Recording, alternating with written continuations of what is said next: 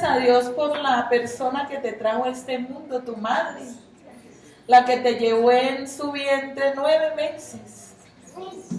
Dale gracias a Dios por el Padre que te engendró, Señor. Y gracias a Dios por tu misericordia sobre cada uno de nosotros, que nos permites estar vivos hoy, a pesar de que mucha gente de pronto se opuso. Y te pedimos, Señor, perdón por todos esos miles de millones de niños que durante toda la humanidad han sido abortados, han sido asesinados, y ellos no han tenido cómo defenderse porque han sido criaturas indefensas. Perdona a la humanidad, Señor, en su necedad y en su desobediencia a lo que tú estableces. Perdona. Te pedimos hoy por nuestra sociedad, Señor, nosotros te rogamos por las personas que están en autoridad y hacen las leyes, para que vuelvan los ojos a ti. Señor, un pueblo perece cuando le falta conocimiento de ti. Y nosotros, Señor, vamos por ese camino. Te pedimos, Señor, que ilumines a todas las personas que están en eminencia y que hacen las leyes, para que esas leyes sean guiadas, Señor, por tu palabra. Ten misericordia, Señor. Ten misericordia de esos inocentes y no permita, Señor, que se siga cometiendo tal genocidio. Glorifícate, Señor, en nuestro país y ayúdanos a ver tu luz y concédenos llevar a otros a que vean esa luz. Bendigo a tus hijos, Señor, lo que ellos traen al alfolí, para que haya alimento en tu casa, para que nosotros, tus siervos, sigamos, Señor, haciendo la obra, extendiendo esa obra a los diferentes rincones de nuestro país. Bendice a los misioneros en el mundo entero y guarda, Señor, a tus hijos. Provéeles empleo a los que no lo tienen, bendice los empleos de los que ya lo tienen, bendice los negocios, las empresas, da salud, da vigor y concede, Señor, que siempre haya el pan de cada día en nuestra mesa. La gloria sea para ti por escucharnos. En el nombre de Jesús. Amén. Dice la palabra del Señor, vamos a leerles en la Biblia tradicional. Porque tengo contra ti que has dejado tu primer amor. Recuerda por tanto de dónde has caído y arrepiéntete y haz las primeras obras. Pues si no, vendré pronto a ti y quitaré tu candelero de su lugar si no te hubieres arrepentido. Pero tienes esto, que aborreces las obras de los nicolaitas, las cuales yo también aborrezco. El que tiene oído, oiga lo que el Espíritu dice a las iglesias. Al que venciere, le daré a comer del árbol de la vida, el cual está en medio del paraíso de Dios. Voy en el versículo 7. Y en el versículo 8 dice: y escribe al ángel de la iglesia en Esmirna, el primero y el postrero, el que estuvo muerto y vivió, dice esto: yo conozco tus obras y tu tribulación y tu pobreza, pero tú eres rico, y la blasfemia de los que se dicen ser judíos y no lo son, sino sinagoga de Satanás. No temas en nada lo que vas a padecer. He aquí, el diablo echará a algunos de vosotros en la cárcel para que seáis probados y tendréis tribulación por 10 días. Sé fiel hasta la muerte y yo te daré la corona de la vida.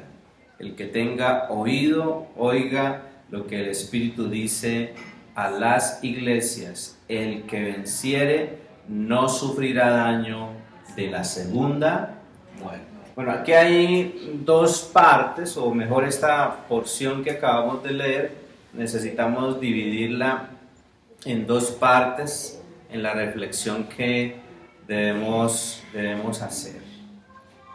Esta parte de Apocalipsis tiene que ver con el hoy y el ahora de las cosas que son. A partir del capítulo 2 y el capítulo 3 se habla de las cosas que son, hablando de las cosas del hoy, del presente. Y como les compartía en el tema anterior, el capítulo 2 y el capítulo 3 de Apocalipsis tiene como tema principal a la iglesia de Cristo, y se relaciona específicamente, estos dos capítulos se relaciona, como les decía ahora, con el tiempo presente. Si usted mira el libro de Apocalipsis está dividido de una manera pues básica, normal, en tres tiempos. Apocalipsis nos habla de pasado, nos habla del presente, pero también nos habla de futuro, ¿sí? Y en el capítulo 2 específicamente se inicia desde el versículo 1, se inicia la narración de las 7 cartas que el mensaje de Jesucristo da a el apóstol Juan para que él las escriba y para que él se las comparta a las 7 iglesias en Asia Menor. Y cuando hablamos de Asia Menor decíamos que es lo que actualmente se conoce como Turquía. Decíamos también y hablábamos acerca de que el personaje principal en Apocalipsis es Jesucristo glorificado, y es donde vemos o se evidencia mejor su poder y la autoridad. Y también en la reunión o en el tema pasado hablábamos de que Apocalipsis capítulo 2 inicia con la primera carta a la iglesia de Éfeso, y hablábamos de la iglesia de Éfeso porque las características que muestra allí Apocalipsis haciendo referencia a la iglesia en Éfeso son características muy particulares de una iglesia que tiene unas características que muestran pues que es en sí la mejor iglesia de las 7 que se hace referencia allí, y se ve en ella, en las características que muestra, se ven evidencias sólidas, hay solidez en la iglesia, hay estabilidad en la iglesia, hay pureza en la iglesia. O sea, en otras palabras, se ve un alto nivel de espiritualidad en los miembros de la iglesia de Éfeso. Hablábamos de que Éfeso era una ciudad muy comercial y por ende en esa época era una ciudad muy importante, pero también compartíamos y hablábamos de que Éfeso era el centro del paganismo religioso, pero también era un centro político, y allí hablábamos de que estaba el templo a la diosa Diana, ¿sí? La diosa de los muchos pechos, ¿recuerdan? ¿Sí? La diosa de los muchos pechos. Ahora, cuando uno hace esta lectura, vamos a ir mirando versículo por versículo. Creo que si usted mira bien el versículo 4, repitiéndoselos acá en esta versión, dice en esta otra versión, sin embargo, estamos leyendo Apocalipsis 2, versículo 4, dice, sin embargo, hay algo malo en ti, ya no me amas como al principio. Y este es el primer reproche de Jesucristo a la iglesia.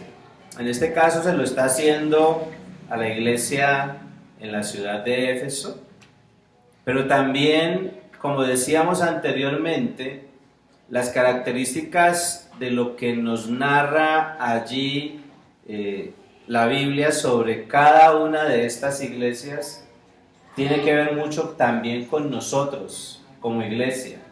Hoy, en la actualidad, pero también la iglesia a lo largo de la historia.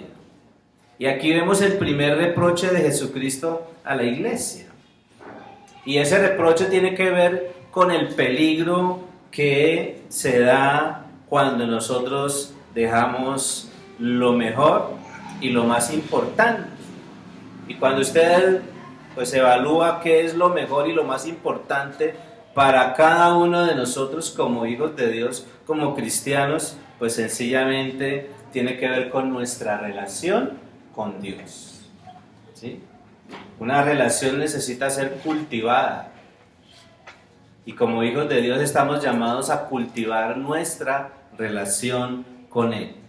Y el cultivar esa relación con Dios tiene unas implicaciones. Pues hay que desarrollar intimidad y esa intimidad es personal. Yo no puedo desarrollar la intimidad espiritual de ustedes.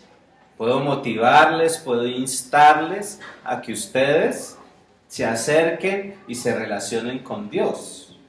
Pero ¿quiénes son los que deben desarrollar intimidad, relación íntima con Dios?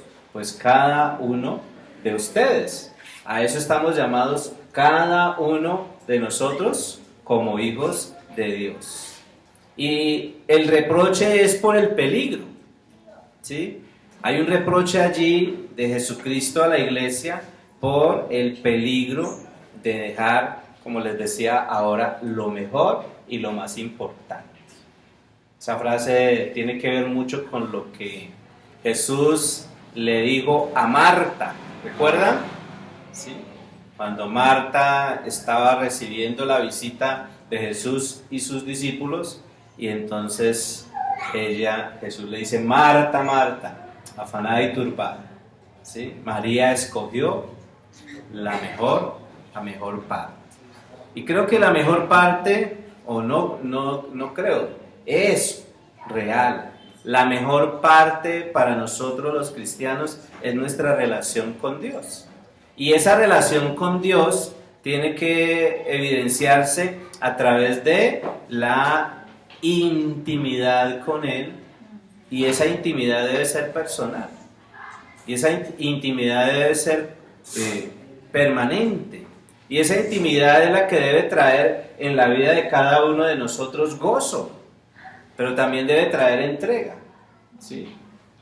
Yo no me imagino una relación, haciendo la comparación como la hace el apóstol Pablo respecto a la relación entre Cristo y la iglesia, y hace el paralelo en esa relación Cristo-iglesia con el esposo y la esposa, ¿sí? Y así hay una especie de comparación. Yo no me imagino una intimidad entre una pareja, entre unos esposos, sin gozo, sin entrega, y que no sea personal. O sea, que se pongan a tener intimidad con puertas abiertas, ¿cierto? Con cortinas destapadas, ¿no? La intimidad requiere un ambiente adecuado. Y nosotros con Dios, en el desarrollo de nuestra vida espiritual, tenemos que cultivar intimidad. Y meditaba en esta primera frase ahí del versículo 4, porque cuando analizamos lo que genera la falta de intimidad, pues genera muchas situaciones que nos afectan enormemente, y por eso vemos allí el reproche de Jesucristo. Y el reproche tiene que ver porque si nosotros no desarrollamos intimidad, pues la falta de intimidad va a propiciar la falta de amor, ¿sí? Y en esta versión que hay acá dice: sin embargo, hay algo malo en ti, y ya no me amas como al principio. Y está reprochándole: ya tú no me amas, o sea, tienes cosas muy buenas, tienes características muy interesantes que tienen que ayudar a que cada cristiano las considere para seguir avanzando en su proceso de vida espiritual, en su relación con Dios, pero hay algo que no me gusta de ti. En otras palabras, es lo que está planteando allí el Señor. Y es que por la falta de intimidad nosotros podemos desarrollar falta de amor hacia el Señor. ¿Y eso se refleja en qué? Pues sencillamente se refleja en la frialdad espiritual. Y esa frialdad espiritual es como cuando uno conecta una plancha y la pone en alguna de las graduaciones, pone la plancha, pues, y mientras esté conectada, ¿sí?, esa plancha va a tener el calor suficiente para poder cumplir su función. Pero si usted la desconecta, va menguando lentamente va menguando el calor hasta que ya no tiene el calor necesario para poder hacer su labor. Entonces la falta de intimidad se refleja en eso, en la frialdad espiritual, pero también se refleja en la falta de la dinámica ministerial que nosotros debemos como hijos de Dios estar desarrollando. ¿Y cómo lo vemos? Uno mira la iglesia en Éfeso y era una iglesia llena de dones, una iglesia llena de capacidades extraordinarias dotadas por Dios, pero que producto de ese pequeño detalle, que cuando uno lo mira es un gran detalle, entonces se ve que se van durmiendo los dones, las capacidades, y se va generando indiferencia, se va generando escepticismo, se va generando cinismo. Y esa indiferencia, pues ya no me interesa mucho lo que diga, ya no me interesa mucho lo que se está diciendo que hay que hacer, ¿sí?, etcétera, etcétera. Pero también el hecho de que esa falta de intimidad con Dios va abriendo el espacio para que la influencia del mundo empiece a afectarnos. Y por eso hoy vemos la influencia de las ideologías que nos están atacando en todo lo que tiene que ver con lo ético y con lo moral. Y en esa época se estaba dando, pero hoy cuando hacemos la evaluación también se está dando aún en medio de todos nosotros. Y qué bueno hacer nuestra evaluación respecto a esto, ¿sí? Entonces es importante el tener intimidad con Dios, claro que sí, porque sin intimidad entonces se propicia la falta de amor, pero también la falta de intimidad mengua la devoción. Y por eso el reproche allí cuando él le dice, ya no me amas como al principio. Ya no me amas como al principio. Y es la falta de intimidad la que mengua nuestra devoción. Y ahí vemos entonces cómo de una manera muy sutil va influenciando el mundo, pero también va influenciando nuestro enemigo espiritual y nos va distanciando del llamado de Dios. Y cuando usted hace la evaluación, pues nos vamos distanciando, perdemos fuerza en el llamado a la evangelización, perdemos fuerza en todo el proceso de consolidación que tenemos que hacer con las personas que han sido expuestas al mensaje del Evangelio, pero también perdemos fuerza en todo el proceso del discipulado y de la edificación que debe ser una constante en nuestra vida espiritual para garantizar que haya crecimiento, para garantizar que haya proceso y para garantizar que haya progreso en la vida de cada uno de nosotros como hijos de Dios. Y usted lo puede hacer la evaluación y decir, bueno, ¿cómo estoy yo allí en esto que nos enseña Apocalipsis? Y entonces también ser conscientes de que la falta de intimidad nos lleva a dejar el primer amor, que es el reclamo que le está haciendo Jesús a esta iglesia. Si usted desarrolla intimidad, entonces usted va a activar el amor. El amor es producto de estar relacionando.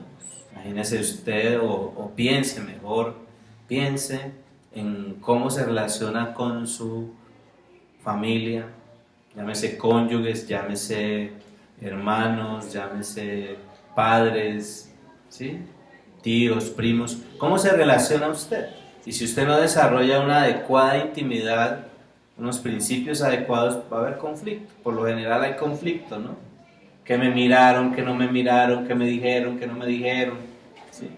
De por sí nosotros somos susceptibles, ¿no? Somos seres susceptibles y todo el tiempo, si me dijeron, si no me dijeron, si me miraron, si me llamaron, si me hablaron, si no me hablaron. Entonces todo eso se ve como un reflejo de nuestra inmadurez. Y nuestra inmadurez es producto de la falta de intimidad. Entonces, la intimidad lo que hace es activar el amor. Entre mayor intimidad haya con nuestro Padre Celestial, con nuestro Dios, con nuestro Señor, ¿qué va a suceder? Pues mayor amor. Vamos a ser mucho más conscientes de lo que hemos recibido y de lo que somos para nuestro Padre Celestial. Pero también la intimidad habilita, la intimidad ayuda para actuar y servir efectivamente. ¿Por qué nosotros no somos constantes en el llamado? ¿Por qué no somos constantes en la responsabilidad que tenemos como hijos de Dios? Por falta de amor, por falta de intimidad. Y ahí deberíamos también hacer la evaluación.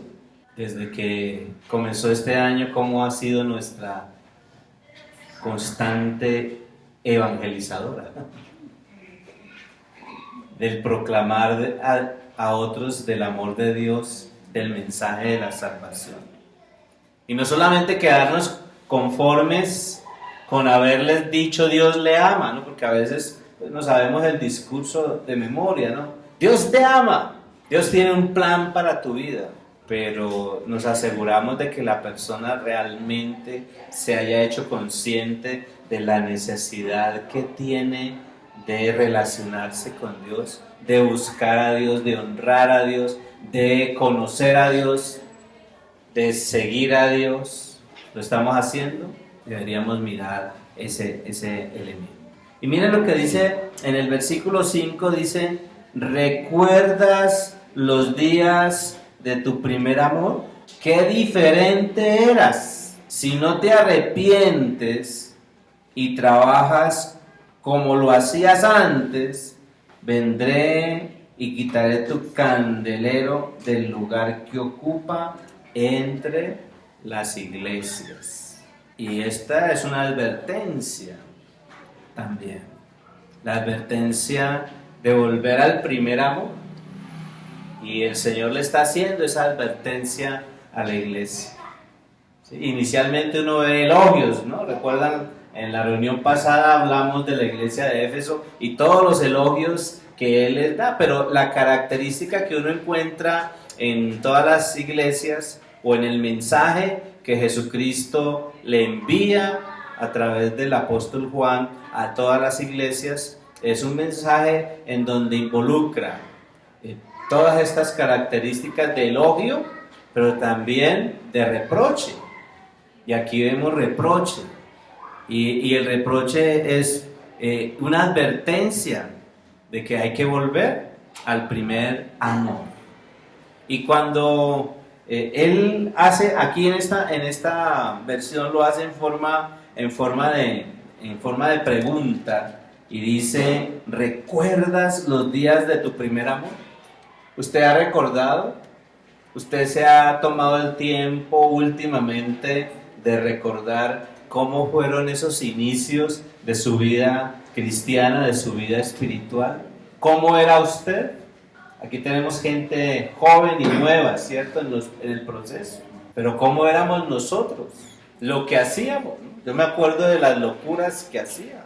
A mí no me interesaba ni me importaba que que me criticaran. Yo iba a la universidad y compartía de mi fe, y a mí los que me implementaron, los líderes que yo tuve, me lanzaron a abrir las puertas de los salones y a meterme a interrumpir clases y compartir el mensaje y pararme todos los días antes de iniciar clases en una cancha de básquet a reunirme con otros y cogernos de las manos y orar y arrodillarnos y cantar a capela con ellos las canciones que en esa época cantábamos al Señor.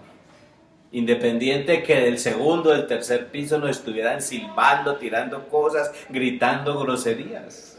Pararnos encima de las mesas en la cafetería de las universidades, porque íbamos a evangelizar a varias universidades, y gritar el mensaje del Evangelio y confrontar a la gente con convicción de que Jesucristo es una respuesta integral para nuestra vida. Y ese es el primer amor. Y me parece interesante cómo Jesús aquí lo expresa. Es importante el recordar. Recordar es vivir, decía alguien, ¿cierto? Es importante entonces recordar el gozo de aceptar la salvación, pero también el hecho de que esto nos permita a nosotros tener disposición para podernos arrepentir, porque ese es el llamado allí. El llamado es a que nos arrepintamos. Primero que recordemos, luego que nos arrepintamos y luego que volvamos a Dios, porque en ese versículo lo hace así. Dice: ¿recuerdas los días de tu primer amor? ¡Qué diferente eras! Si no te arrepientes y trabajas como lo hacías antes, vendré y quitaré tu candelero del lugar que ocupa entre las iglesias. Y aquí habla del volver a Dios, pero también cuando habla ahí del candelero, de que lo va a quitar, la advertencia, ¿cierto? Aquí la advertencia a volver al primer amor, y dice que lo va a quitar. Pues simplemente está haciendo una referencia Jesucristo a su rol, al rol sacerdotal, y ese rol sacerdotal que Él tiene no ha cesado. Y por eso es que Él muestra que está evaluando, que está actuando, o sea, que Él observa. Y como el sacerdote, Él iba y miraba, observaba, llegaba y cortaba el sacerdote la mecha del candelero, pero había ocasiones en que tenía que apagar, porque estaba echando mucho humo y no estaba haciendo el oficio correcto que debe hacer una llama, de estar alumbrando adecuadamente, porque una llama que humea, o mejor una mecha en un candelero que está humeando, pues no está cumpliendo su función, como una vela, tiene que estar alumbrando adecuadamente.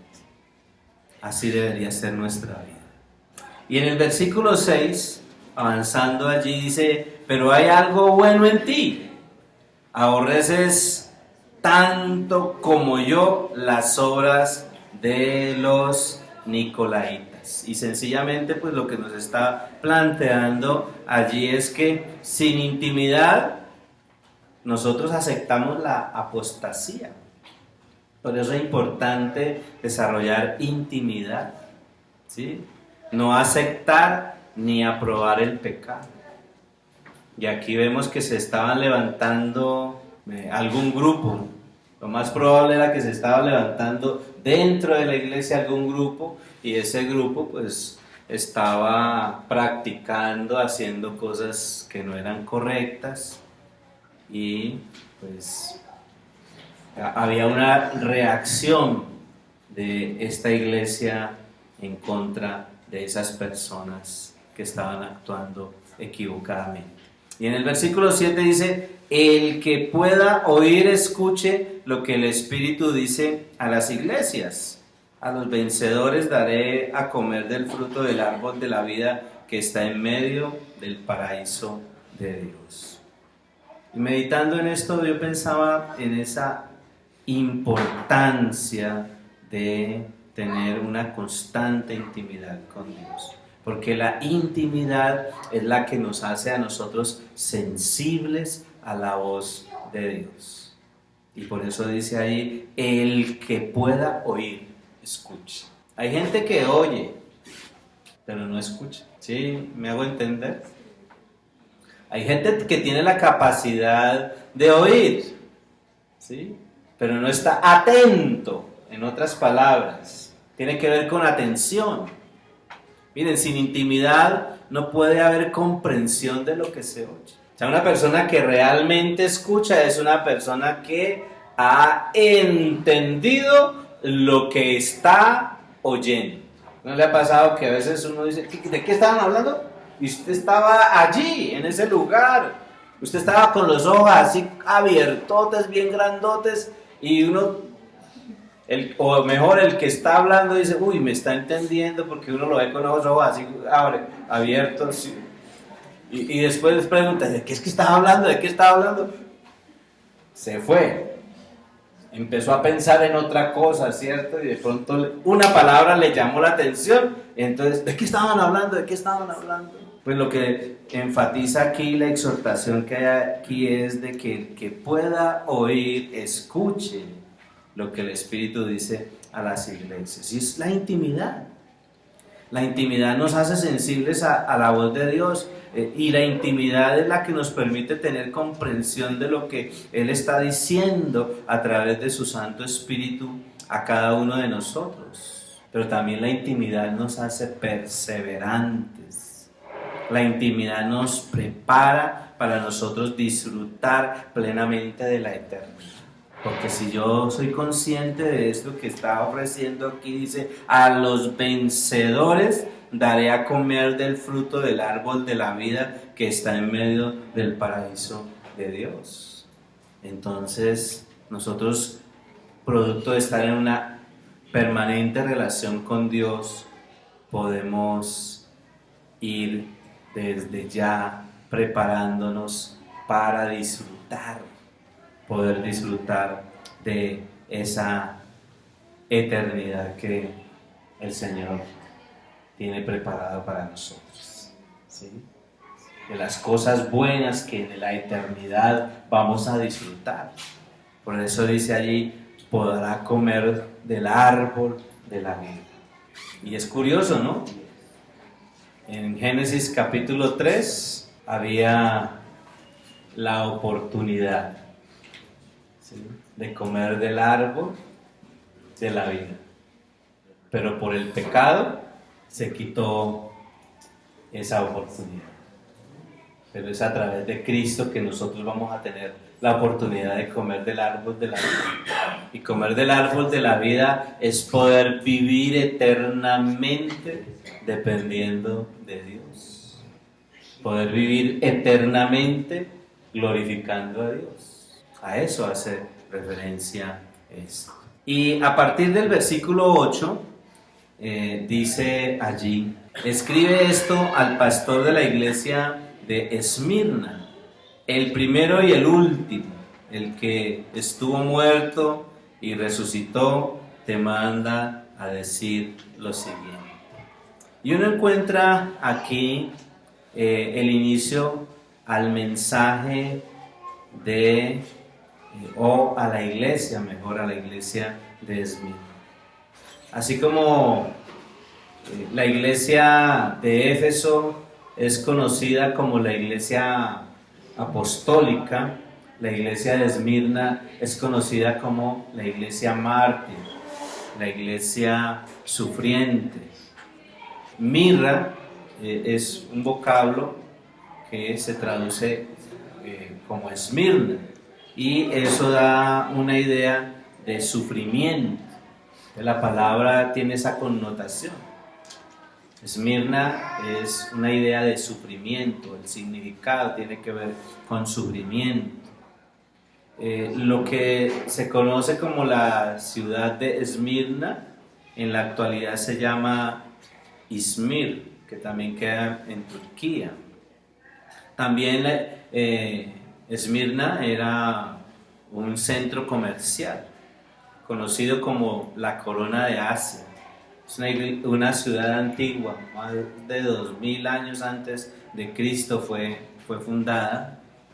Y dentro de las curiosidades, es una ciudad donde había muchos templos. Estaba el templo del dios Zeus, estaba el templo de Cíbeles, de la diosa Diana, de la diosa Afrodita, de Apolo. Allí estaban estos templos. También era un centro musical. Allí en Esmirna, en el 155 después de Cristo, fue quemado Policarpo, que era un discípulo de Juan. A él lo martirizaron en el estadio que estaba construido ahí en esa época, y después lo sacrificaron. Y como dice el versículo 9, estoy al tanto de la obra que realizas. Sé que has sufrido mucho por el Señor. Y vemos aquí que es una iglesia sufrida, pero también es una iglesia pobre, Esmirna. Y dentro de esas curiosidades que encontramos, tanto Esmirna como Filadelfia son las dos iglesias a las que Jesucristo no les envía ningún mensaje de condenación ni de reproche. De las 7, estas son las dos iglesias a las que Jesucristo no les envía ningún mensaje de reproche ni de condenación. Pero miren por qué. Porque es una iglesia sufriente, es una iglesia, la iglesia de la persecución también se conoce. Y curioso también es que hoy o en la actualidad existe Esmirna y Filadelfia. Son iglesias que existen todavía, o sea, pequeñas, perseguidas todavía, pero existen. Y es una iglesia que está entre el periodo del 100 después de Cristo hasta el 314 de nuestra era. O sea, desde la muerte de Juan hasta el edicto de Constantino. Y por eso es la iglesia perseguida. Y uno encuentra en el versículo 8 hasta el versículo 11, encuentra elogios, los elogios y las alabanzas de Jesucristo a esta iglesia en medio de toda circunstancia. Vemos que, o manifiesta mejor, el control que tiene Cristo en todas las dificultades.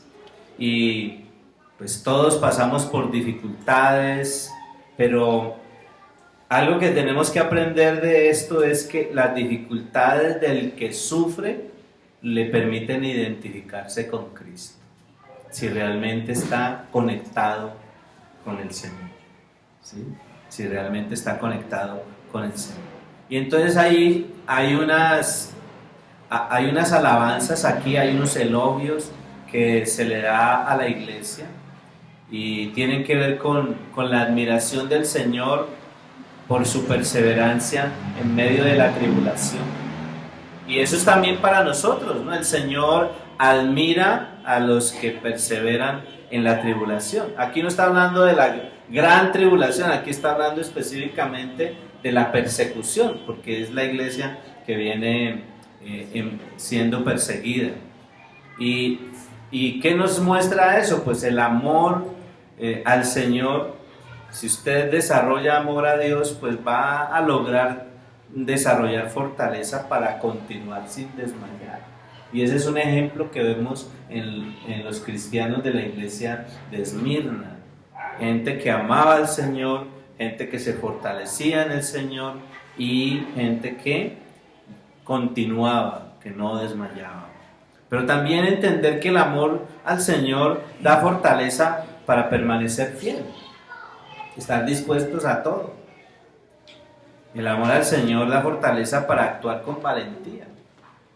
Era una iglesia que predicaba, era una iglesia que proclamaba, pero también una iglesia dispuesta. Los cristianos de Esmirna, cuando iban a ser sacrificados porque murió una gran cantidad de cristianos perseguidos por el imperio, y cuando ellos iban a ser sacrificados, en vez de ir llorando, en vez de irse aburridos, lamentándose por la situación, por lo que les iba a pasar, sencillamente eran cristianos que iban cantando y dando alabanza a Dios por las situaciones que se estaban dando en medio de ellos. Entonces vemos allí fortaleza, vemos allí continuidad, fidelidad, valentía. Y esa es la primera alabanza, pero la otra alabanza pues tiene que ver con que en medio de la escasez ellos perseveraron. Y es que el Señor admira a los que perseveran en medio de la escasez. Y era una iglesia pobre, o sea, era una iglesia donde habían esclavos, donde habían obreros, donde gente humilde. Esta iglesia, a veces la falta de recursos nos limita para seguir a Cristo, pero no debería ser así. Esta iglesia nos enseña que la falta de recursos no es excusa para no conocer ni seguir a Cristo. A eso estamos llamados nosotros, a seguir avanzando independiente de nuestras limitaciones materiales. Pero era una iglesia que tenía claro eso y que no estaba enfocada pues en riqueza, como más adelante vamos a ver en otra iglesia. Era una iglesia que tenía una visión clara de que la riqueza o la mejor riqueza para nosotros los cristianos son las bendiciones espirituales. Y uno encuentra pues en la Biblia referencia a esto. Pero también otra de las admiraciones o alabanzas que el Señor le da es que Él admira a esta iglesia porque perseveran en su integridad. No solamente conocían del Señor, sino que lo seguían y lo obedecían. Y es una característica que usted y yo debemos cultivar. No solamente conocer. No dice, ¿usted conoce al Señor? Sí, claro. Y uno saca pecho, ¿cierto? Porque conoce, pero una cosa es conocer, otra cosa es seguirlo, ¿cierto? Otra cosa es obedecer. Y aquí tenemos el ejemplo de esta iglesia en ese aspecto. La otra alabanza es que el Señor admiraba la perseverancia en la confianza que ellos tenían con el Señor. Sí, había confianza allí en el Señor. Y adoraban, alababan al Señor en todo momento. Así fueran a la muerte, iban alabando y adorando al Señor. Morían sacrificados, alabando y adorando al Señor. Y el Señor admira a los que perseveran en su confianza, pero también el Señor admira a los que perseveran ante el ataque del diablo, que vemos que iban a ser atacados. Una curiosidad allí, cuando habla de los 10 días, en el versículo 10 dice: no temas lo que has de sufrir. Para probarlos, el diablo arrojará a algunos de ustedes en la cárcel y los estará persiguiendo 10 días. Y uno encuentra a 10 emperadores a lo largo de la historia, antes del 313, 10 emperadores que atacaron la iglesia, ¿sí? Martirizaron la iglesia en este tiempo, en esta época, en la época de la iglesia sufriente. Y el Señor admira a los que perseveran en todo tiempo. El Señor también admira a los que perseveran hasta el final. Por eso Él les dice allí en el versículo 10, dice: sé fiel hasta la muerte y yo te daré la corona de la vida. Y este mensaje de ser fiel hasta la muerte era una identificación, porque Jesús está diciendo: yo morí, pero también resucité. Así que ustedes sean fieles. hasta el momento en que les toque pasar por la muerte física, ¿sí? Porque Él les promete, dice, yo les daré la corona de la vida. El Señor admira a los que perseveran hasta el final. Me llama la atención el versículo 12 de Santiago 1, donde dice, Dios bendice a los que soportan con paciencia las pruebas y las tentaciones, porque después de superarlas recibirán la corona de vida que Dios ha prometido a quienes lo aman. Y hay una promesa de una recompensa. Y la recompensa, los galardones que llamamos nosotros. Dios tiene preparados galardones para nosotros. Sí, pero ellos ya se ganaron sus galardones. Tantos mártires, ¿no? Tanta gente que murió en esta ciudad. Y en el versículo 11 está la promesa de esperanza para que nosotros sigamos perseverando en nuestra fe. Y dice allí, el que pueda oír, escuche lo que el Espíritu dice a las iglesias. El que venza no sufrirá los efectos de la segunda muerte. Y bueno, ustedes son sabedores, conscientes de que todos los seres humanos tendremos que pasar por la muerte física, pero aquí hay una promesa de esperanza.